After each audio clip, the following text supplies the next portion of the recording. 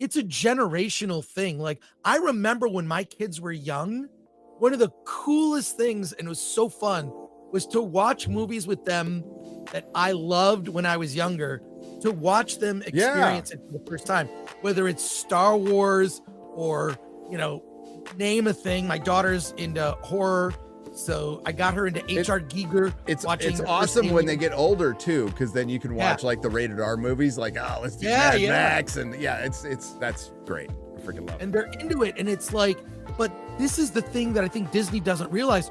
You're losing a generation. You're losing people where they're saying, you know what, I'm not going to pass it along. That's a great point. So this is what's happened to the comic book industry. This is what's happening to franchises right now. Video coming out later today. This is what's happening to Hollywood. So the comic book industry, the American comic book industry with superheroes and the independent sphere to a certain part, and not the neo independent sphere. I'm talking about the old one that goes back to zines and shit like that. That's more like what Ed Piskor was involved in, like the zine kind of indie alternative press expo thing. They have lost multiple generations now. They've arguably two.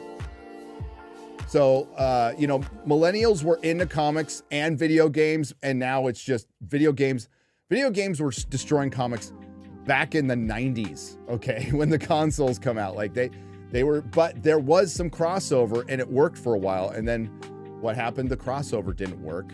The comic book industry wasn't getting the best talent in the world. The best talent was going other places, because there's a finite number of talent in this world, right? And the best talent will go where the most money is. That's just a fact. And there's no money in comics anymore. And now they just, the most diversity hires, hate to burst your bubble, anybody who thinks these companies give a fuck about you, they're cheap.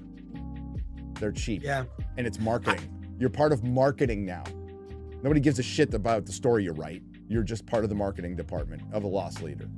But Hollywood's losing, like, film. It's losing a generation.